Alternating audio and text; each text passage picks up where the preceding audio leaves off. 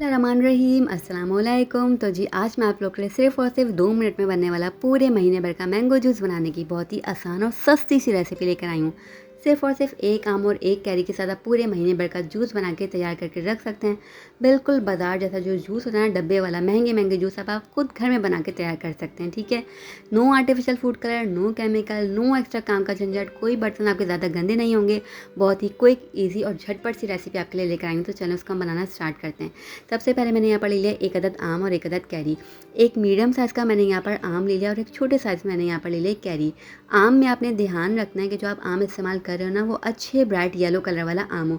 जितना अच्छे कलर में आपका आम होगा ना, फिर उससे क्या होगा, आपको बिल्कुल भी नीड पेश नहीं आएगी एक्स्ट्रा फूड कलर यूज़ करने की, ठीक है? इसलिए कोशिश करनी है कि जो आप आम इस्तेमाल कर रहे हो वो अच्छे येलो खूबसूरत से कलर वाला हो और अच्छा जो है ना मीठा भी हो, ठीक है? अच्छे कलर वाले आम से जो है ना आपको फ़ायदा ये होगा कि आपको आर्टिफ़िशियल जो है ना बिल्कुल भी चीज़ ऐड नहीं करनी पड़ेगी।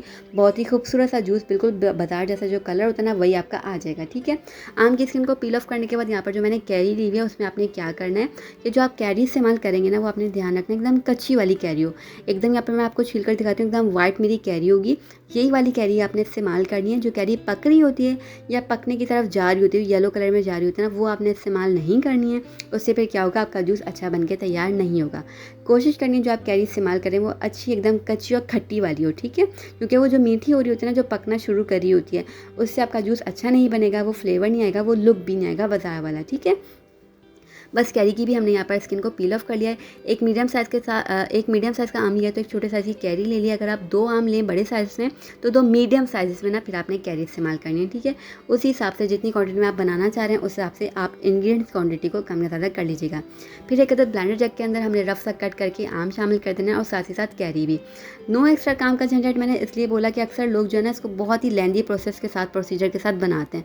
लाइक पहले वो कच्चे आम को बॉयल करेंगे, फिर उसकी प्यूरी करेंगे, प्यूरी ब्लेंड करेंगे, उसको हम अलग से पकाएंगे फिर उसको हमने कच्चे आम के साथ-साथ जो है ये काम करने के बाद हमने मैंगो की भी प्यूरी अलग से ब्लेंड करनी है। 2-2 बार जग गंदा होगा, 2-2 बार बर्तन गंदे होंगे, तो कोई एक्स्ट्रा काम की झंझट नहीं है। ये बहुत ही ईज़ी वे में बन के तैयार होगा और वही सेम 100% आपको बाज़ार वाले रिज़ल्ट ही ये देगा, ठीक है? तो काम को बड़ा करने का, वीडियो को बड़ा करने का कोई मकसद नहीं होना चाहिए। बस ये मकसद होना चाहिए कि आपको रेसिपी पूरे प्रॉपर तरीके में सही से सिखाई जाए। तो ब्लेंडर जग के अंदर दोनों चीज़ों को डाल दिया, हमने शामिल कर दिया। उसके बाद मैंने इसके अंदर शामिल कर दिया चीनी, तकरीबन 5 खाने के चम्मच भर के मैंने चीनी को शामिल कर दिया है। चीनी आप कम ज़्यादा कर सकते हैं अपने ज़ायके के मुताबिक। मैंने आम काफ़ी मीठा लिया हुआ था, तो चीनी क्वांटिटी को कम रखा है। 200 ml इसके अंदर पानी डाल के आपने इसको बहुत ही अच्छे तरीके से ब्लेंड कर लेना है कि बहुत ही स्मूथ सी आपकी प्यूरी बन के तैयार हो जाए। कुछ इस तरीके से जैसे कि आप देख रहे हैं। माशाल्लाह से इसी पॉइंट पे आप इसका कलर चेक कीजिए कितना ब्राइट येलो हो रहा है। तो इसलिए मैंने बोला था अच्छे कलर में आप आम लेंगे ना, तो फिर नीड नहीं होगी आपको कि फूड कलर इसके अंदर शामिल किया जाए, ठीक है? तो कुछ भी हमने बेकार चीज़ इसके अंदर कोई भी ऐड नहीं करनी है, बिल्कुल बाज़ार जैसे ही बन के तैयार होगा। कोई एक्स्ट्रा कोई फ़ज़ूलियात इसके अंदर शामिल किए बगैर आप बिल्कुल जो है ना, सेम 100% वही जूस बना के तैयार कर सकते हैं। अब पैन के अंदर हमने प्यूरी को शामिल करने के बाद इसको 2 मिनट तक पकाना है। साथ ही साथ इसके अंदर शामिल कर देना है एक मीडियम साइज़ के लेमन को अच्छे से निचोड़ कर, ठीक है? लेमन जूस से ये होगा कि इसका फ्लेवर तो साथ-साथ एनहांस होगा, इससे ये सड़ेगा भी नहीं। क्योंकि आप फ्रिज के अंदर अगर इसको स्टोर करेंगे किसी वाटर के अंदर रख कर फ्रिज के अंदर स्टोर आप कर सकते हैं, ये बिल्कुल भी ख़राब नहीं होगा। अक्सर क्या होता है, शुगर क्रिस्टलाइज़ होना शुरू हो जाती है, जमने लग जाती है, तो वो वाला मसला भी पेश नहीं आएगा लेमन जूस की वजह से, ठीक है? तो ये डाल के आपने इसको सिर्फ़ और सिर्फ 2 मिनट तक पकाना है। इतना पकाना है कि इसके अंदर हल्के-हल्के करके जो है ना बबल्स आने लगें। जैसे कि आप यहाँ पर देख रहे हैं, इसकी प्यूरी माशाल्लाह कितनी कोई खूबसूरत कलर में लग रही है। हल्के-हल्के करके इसके अंदर बबल्स आने लगेंगे। टोटल कुकिंग टाइम इसका होगा सिर्फ़ और सिर्फ 2 मिनट, ठीक है? 2 मिनट बाद आपने इसको फ्लेम को ऑफ़ कर देना है। जब इसके अंदर इस तरीके से बबल्स आने लगेंगे ना, ये हल्के-हल्के करके जो आपकी प्यूरी है ना, वो थिक होने लगेगी, ठीक है? चाहे तो इसी फॉर्म में प्यूरी को जो है ना, आप जब पका लें तो स्टोर करके रख सकते हैं। जब भी मेहमान आएँ, आप डाइल्यूट करके उनको उस टाइम सर्व कर सकते हैं, या फिर प्रॉपर जो जूस होता है ना कंप्लीट, वो बना के आप स्टोर करके रख सकते हैं। अच्छे से जब प्यूरी ठंडी हो जाए, तब आपने एक अदद बोल के अंदर स्ट्रेनर की मदद से इस प्यूरी को छान कर जो है ना निकाल देना है, ठीक है? सेपरेट कर देना है। छानने से क्या होगा कि आम के जो धागे या रेशे वगैरह होते हैं ना, वो इस पॉइंट पे निकल जाएंगे। ये स्टेप आप चाहें तो मिस भी कर सकते हैं। जैसे अगर आप नहीं करना चाहते कि धागे वगैरह अलग नहीं करना चाहते, तो आप रहने दीजिएगा। मैं बिल्कुल बाज़ार जैसा आपको सिखाना चाह रही हूँ, तो इसलिए मैंने ये स्टेप यहाँ पर किया हुआ है कि इसके जो रेशे जो धागे हैं हमके वो इस तरीके से निकल जाएंगे। तो आपने इस बहुत ही ईज़िली ये काम हो जाएगा झटपट से। बस इस तरीके से आपने इसके सारे के सारे जो रेशे हैं ना उसको आपने निकाल देना है, ठीक है। तो ये ना अच्छे तरीके से आपकी प्यूरी आपको प्योर फॉर्म में मिल जाएगी, ठीक। अब इस प्यूरी के अंदर हमने शामिल कर देने हैं भर भर के आइस क्यूब, क्योंकि इसको जितना चिल्ड आप सर्व करेंगे ना उतना ये मज़ेदार सा लगेगा। अब इसके अंदर आइस क्यूब शामिल करने के बाद इसको थोड़ा सा हमने जो है ना डाइल्यूट करना है, ठीक है। तो मैंने यहाँ पर इसके अंदर पानी शामिल किया, अगेन तकरीबन 200 ml के बराबर। इसको मैंने मिक्स करना है और जी इसको मिक्स करने के बाद आपका जूस हो गया एकदम डन।